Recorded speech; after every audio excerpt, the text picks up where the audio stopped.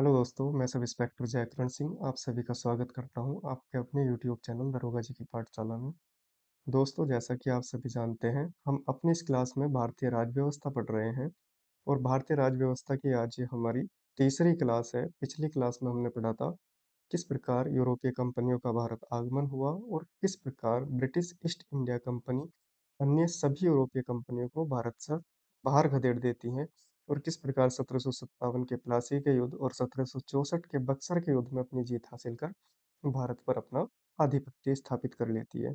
जब British east India company Bharat पर अपना आधिपत्य स्थापित कर लेती है, उसी क्रम में भारत में कंपनी को रेगुलेट करने के लिए ब्रिटिश संसद समय-समय पर कुछ अधिनियम पारित करती है। तो आज की हम अपनी क्लास में उन्हीं अधिनियमों पर चर्चा करेंगे। तो चलिए देखते हैं ब्रिटिश संसद द्वारा कंपनी को रेगुलेट करने के लिए कौन-कौन से अधिनियम पारित किए गए थे। तो सबसे पहले आज हम चर्चा करेंगे 1773 के रेगुलेटिंग एक्ट के बारे में। तो चलिए जानते हैं 1773 का रेगुलेटिंग एक्ट क्या था और क्या कारण थे कि ब्रिटिश संसद को 1773 का रेगुलेटिंग एक्ट पारित करना पड़ा। तो सबसे पहले हम बात करेंगे कारणों पे।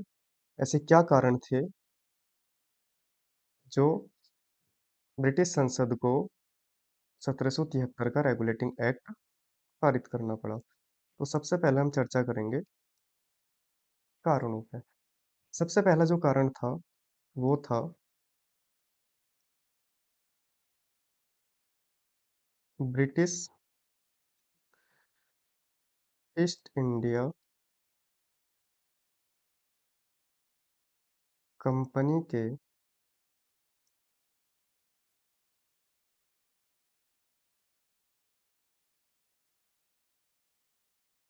कर्मचारियों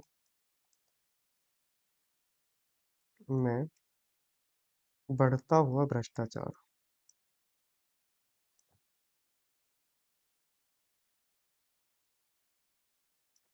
ठीक है भैया। पहला कारण क्या था? ब्रिटिश ईस्ट इंडिया कंपनी के कर्मचारियों में बढ़ता हुआ भ्रष्टाचार।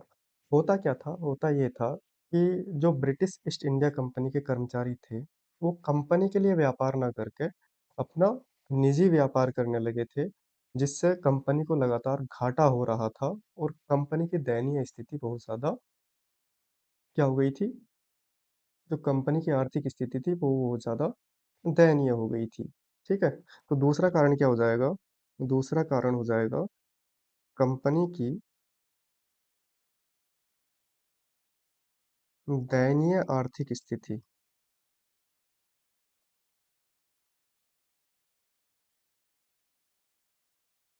होता क्या है? होता ये है कि कंपनी की आर्थिक स्थिति इतनी ज़्यादा दयनीय हो जाती है कि कंपनी को 10 लाख पाउंड ब्रिटिश सरकार से उधार लेने पड़ते हैं। कितने? 10 लाख पाउंड।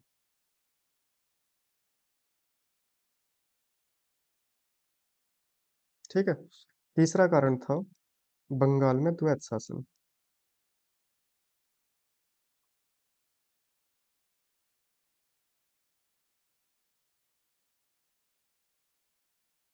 बंगाल में द्वैत शासन का क्या मतलब है?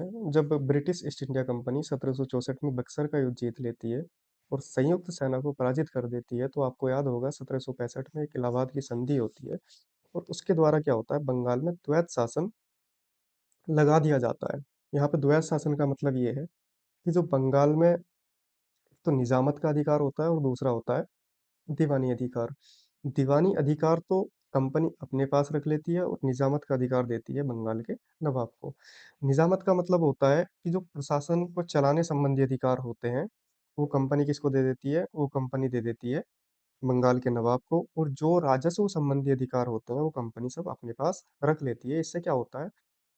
इससे इनडायरेक्टली पूरे के पूरे बंगाल पर कंपनी का कब्जा हो जाता है क्योंकि कंपनी क्या करती है, कंपनी जितना भी राजस्व होता है वो सारा इकट्ठा कर लेती है और उसको जो कंपनी के कर्मचारी हैं उनके द्वारा कहाँ पहुंचा देती है, ब्रिटेन में पहुंचा देती है। तो तीन सबसे बड़े कारण हो गए जिस कारण ब्रिटिश संसद को 1773 का रेगुलेटिंग एक्ट पारित करना पड़ा कंपनी को भारत में रेगुलेट करने के लिए। यहाँ तक बात समझ में आ गई? कौन कौन से थे? पहला था ब्रिटिश ईस्ट इंडिया कंपनी के कर्मचारियों में बढ़ता हुआ भ्रष्टाचार। दूसरा था कंपनी की दयनीय स्थिति।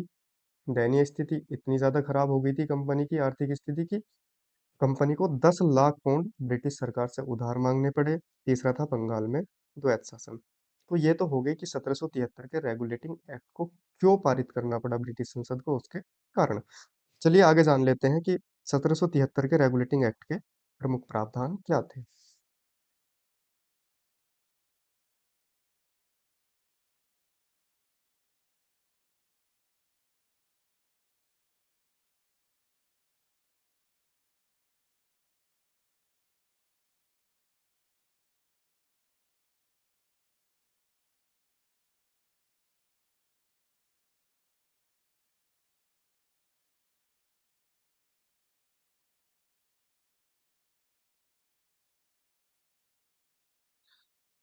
चलिए देखते हैं।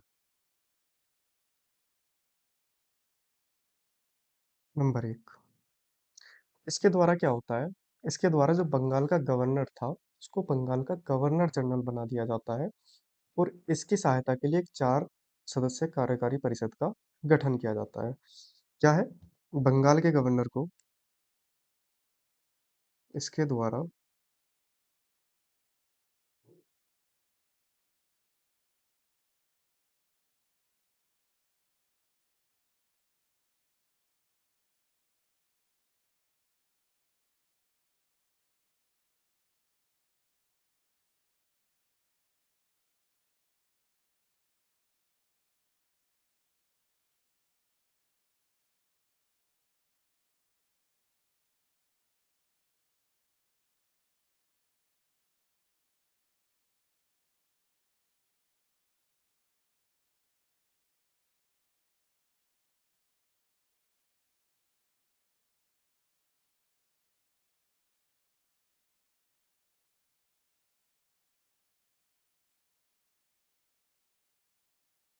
ठीक है। पहला प्रावधान क्या था, इसके द्वारा बंगाल के गवर्नर को बंगाल का गवर्नर जनरल बना दिया गया, और इसकी सहायता के लिए 4 सदस्य कार्यकारी परिषद का गठन किया गया।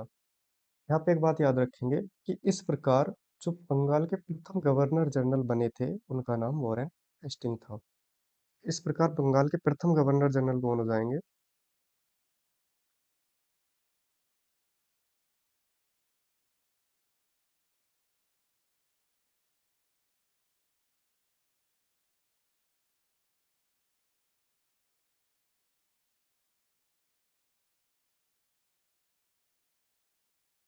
क्या नाम है? Warren Hasting. ठीक है, ये बात याद रखेंगे यहाँ पे।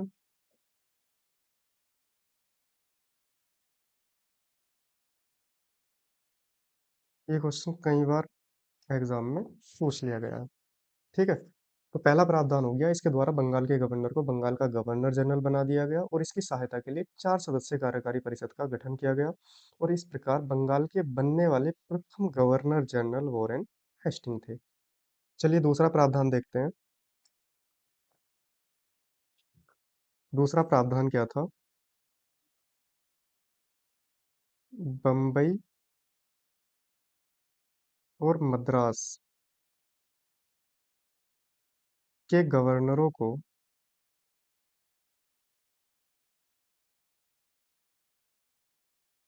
बंगाल के गवर्नर जनरल के अधीन कर दिया गया।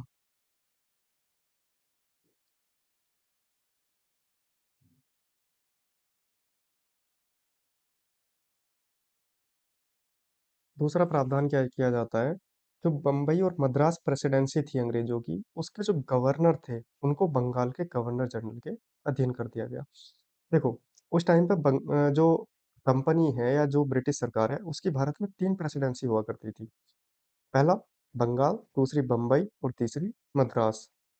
पहले इनके जो गवर्नर थे वो तीनों स्वतंत्र हुआ करते थे, किसी का किसी से कोई मतलब नहीं था। अब क्या कर दिया गया, अब इसमें ये कर दिया गया कि जो बम्बई और मद्रास के गवर्नर हैं वो किसके अधीन कर दिए गए, वो किसके नीचे काम करेंगे अब? वो करेंगे बंगाल के गवर्नर जनरल के नीचे काम। ठीक है, ये हो गया दूसरा प्रावधान। चलो तीसरा देखते हैं, तीसरा प्रावधान क्या था। तीसरा प्रावधान था,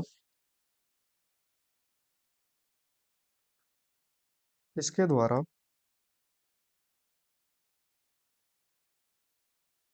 1774 ईस्वी में कलकत्ता में एक उच्चतम न्यायालय की स्थापना की गई,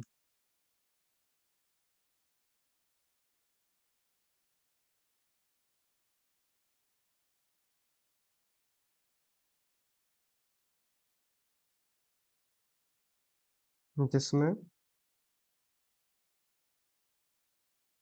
एक मुख्य न्यायाधीश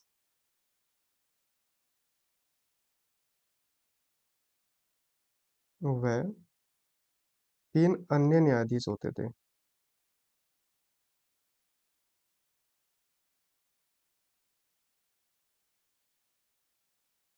ठीक है भाई? तीसरा प्रावधान क्या किया गया? 1774 में कलकत्ता में एक उच्चतम न्यायालय की स्थापना की गई, जिसमें एक मुख्य न्यायाधीश व 3 अन्य न्यायाधीश होते थे। मुख्य न्यायाधीश का नाम क्या था?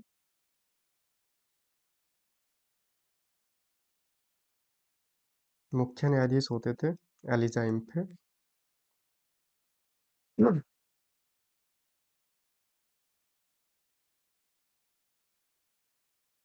एलिजा इम्फे, और 3 अन्य न्यायाधीश कौन-कौन से थे?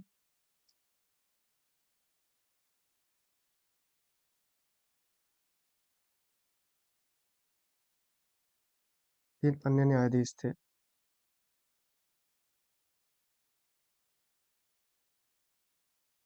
चैम्बर्स, लेमिस्टर और हाइड। ठीक है, ये चीज़ आप याद रखेंगे। कभी-कभी क्वेश्चन पूछ लिया जाता है कि 1773 के रेगुलेटिंग एक्ट द्वारा जिस उच्चतम न्यायालय की स्थापना की गई थी, उसके मुख्य न्यायाधीश कौन थे? कौन थे? एलिजाइन थे। और 3 अन्य न्यायाधीश कौन-कौन थे? चैम्बर्स, लेमिस्टर और हाइड। इतनी बात समझ में आ गई? अब यहाँ पे आप एक बात याद रखेंगे, एक कहानी यहाँ पे याद रखेंगे। जो एलिजा एम्पे हुआ करते थे, वो वॉरेन हेस्टिंग, जो बंगाल के गवर्नर जनरल बनाए गए थे, उनके बहुत अच्छे दोस्त थे। इसके एलिजा इम्फे, कौन कौन भाई? एक तो एलिजा इम्फे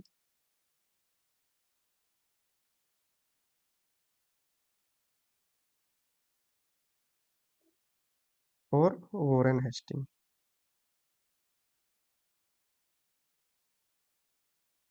ये क्या थे? ये थे दोस्त आपस में, और बहुत अच्छे दोस्त थे। ठीक है। एक बार होता क्या है, यहाँ घसीटी बेगम का आप एक किस्सा याद रखेंगे। होता क्या है, जो वॉरेन हेस्टिंग है, वॉरेन हेस्टिंग की घसीटी बेगम और जो उनके अन्य साथी हैं, उनसे किसी बात को लेकर रंजिश हो जाती है। तो वॉरेन हेस्टिंग क्या करते हैं? वॉरेन हेस्टिंग एलिजा एम्पे के पास जाते हैं और एलिजा एम्पे से बोलते हैं कि देखो दोस्त, आप एक काम करो, जो घसीटी बेगम और इनके साथी हैं, इन पर आप एक मुकदमा चलाओ और इनको फांसी की सजा दो। तो वॉरेन हेस्टिंग के दोस्त थे एलिजा एम्पे, तो जाहिर सी बात है उनकी बात तो माननी ही थी। तो एलिजा इम्फे क्या करते हैं? जो एलिजा इम्फे हैं, ये एक घसीटी बेगम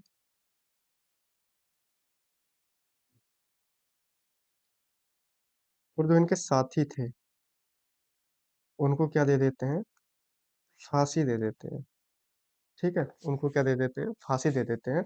और जब ये बात ब्रिटिश सरकार को पता चलती है, तो ब्रिटिश सरकार क्या करती है? ब्रिटिश सरकार वॉरेन हेस्टिंग से बोलती है कि भाई तुम आ जाओ वापस, कहाँ? ब्रिटेन। और इनको वापस कहाँ बुला लिया जाता है? इनको वापस बुला लिया जाता है ब्रिटेन।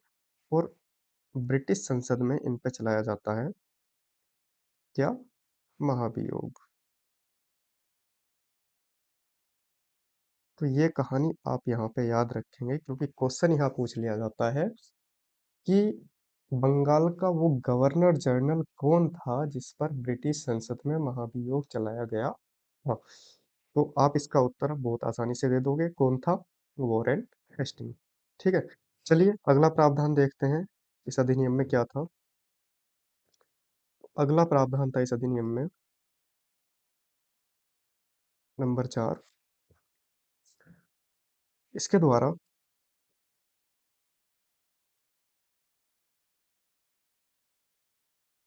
कंपनी के कर्मचारियों को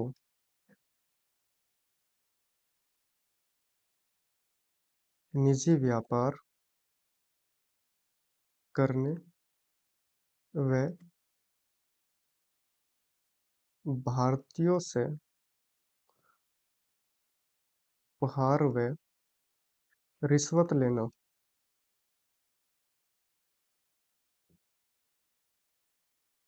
प्रतिबंधित कर दिया गया।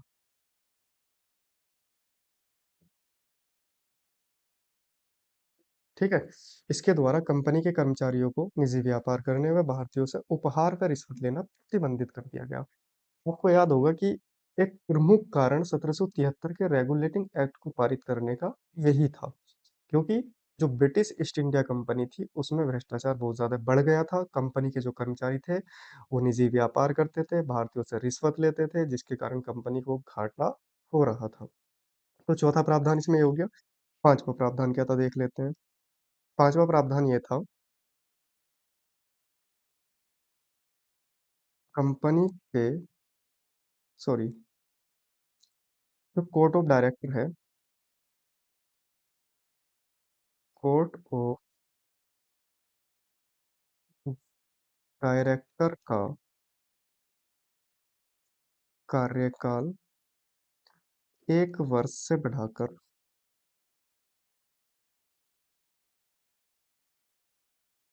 4 वर्ष कर दिया गया।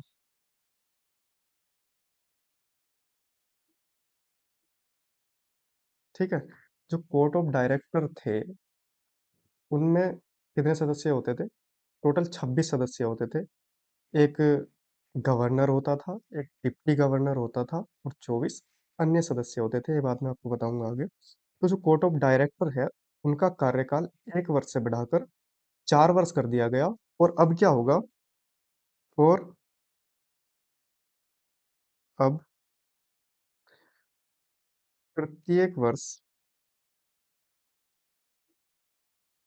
इनमें से 1/4 सदस्य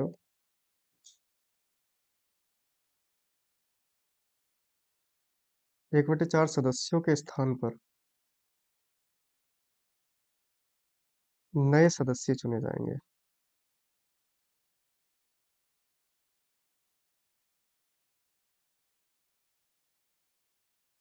या निर्वाचित होंगे। और उन्हें निर्वाचन निषेध था। ठीक है। बोर्ड ऑफ डायरेक्टर का कार्यकाल 1 वर्ष से बढ़ा के 4 वर्ष कर दिया गया। अब क्या हुआ? जो इसके सदस्य हुआ करते थे उनमें से 1/4 सदस्यों का चुनाव प्रत्येक वर्ष होगा। और पुनः निर्वाचन क्या था? निषेध था। मतलब कोई भी सदस्य एक बार चुने जाने के बाद दोबारा नहीं चुना जा सकता था। ठीक है। अब अगला देखते हैं आगे क्या किया गया है इसमें। नेक्स्ट देखते हैं छठा प्रावधान क्या था। तो छठा प्रावधान था, अब 500 पौंड के अंशधारियों के जगह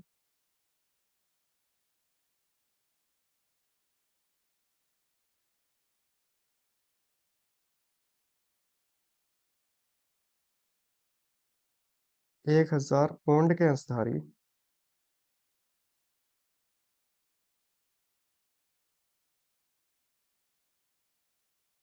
कोर्ट ऑफ डायरेक्टर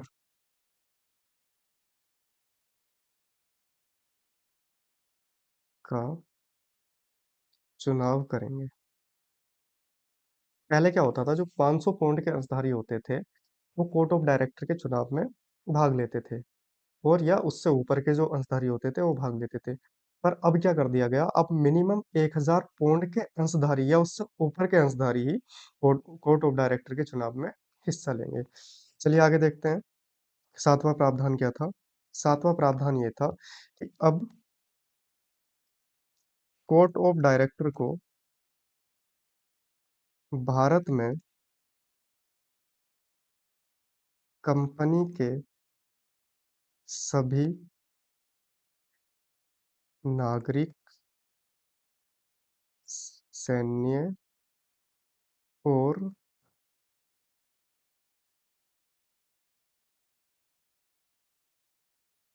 राजस्व संबंधी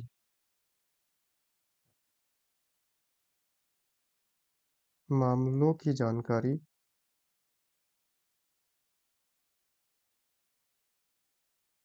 ब्रिटिश सरकार को देनी होगी।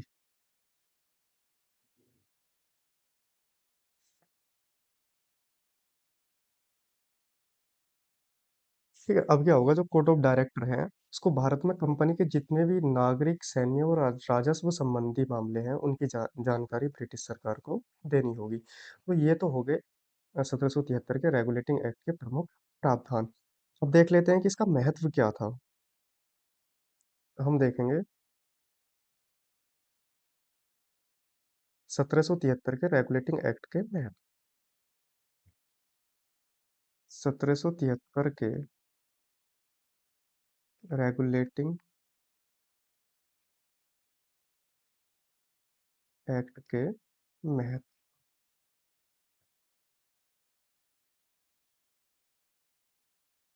ठीक है, पहला देखते हैं।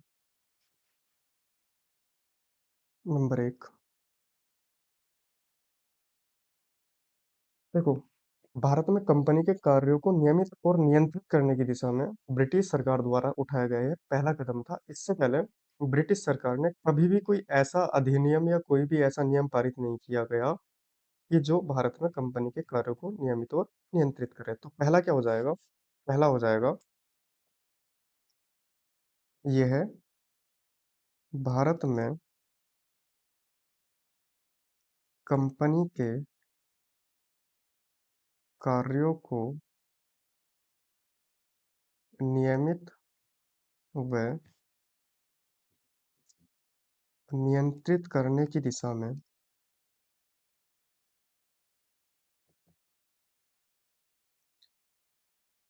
ब्रिटिश सरकार द्वारा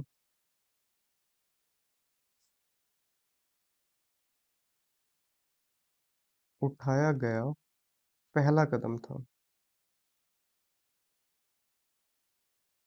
ठीक है, पहला क्या हो जाएगा?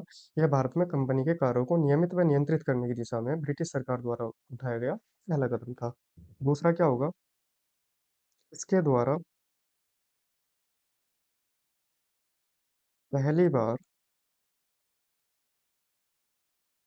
कंपनी के प्रशासनिक व राजनैतिक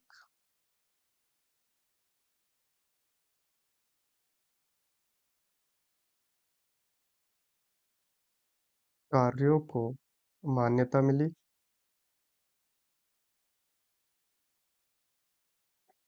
और तीसरा हो जाएगा, इसके द्वारा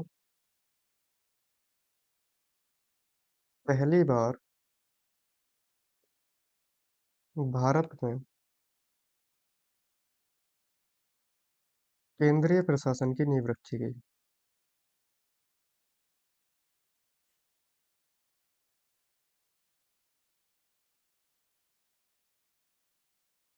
ठीक है, तो क्या-क्या महत्व हो जाएँगे? पहला, भारत में ब्रिटिश ईस्ट इंडिया कंपनी के कार्यों को नियमित और नियंत्रित करने की दिशा में ब्रिटिश सरकार द्वारा उठाया गया यह पहला कदम था। दूसरा, इसके द्वारा पहली बार कंपनी के प्रशासनिक व राजनीतिक कार्यों को मान्यता मिली। तीसरा था, इसके द्वारा पहली बार भारत में केंद्रीय प्रशासन की नींव रखी गई। केंद्रीय प्रशासन की नींव कैसे रखी गई? बताइए।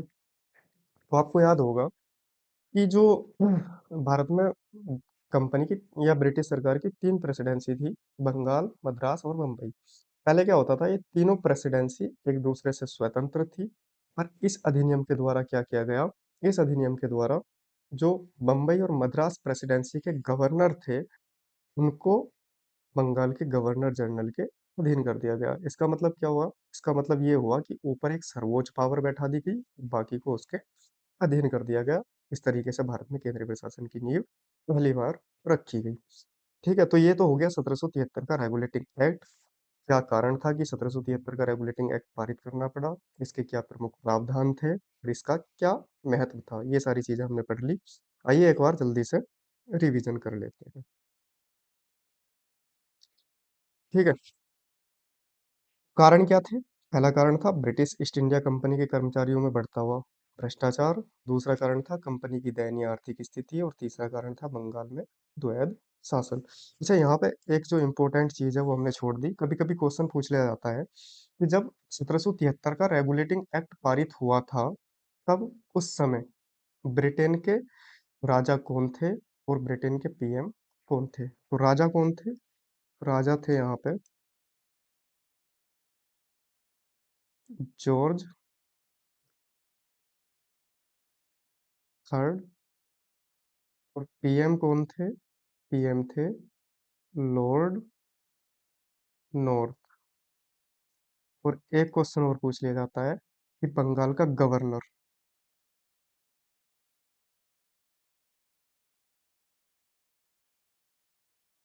गवर्नर कौन था? Warren Hasting.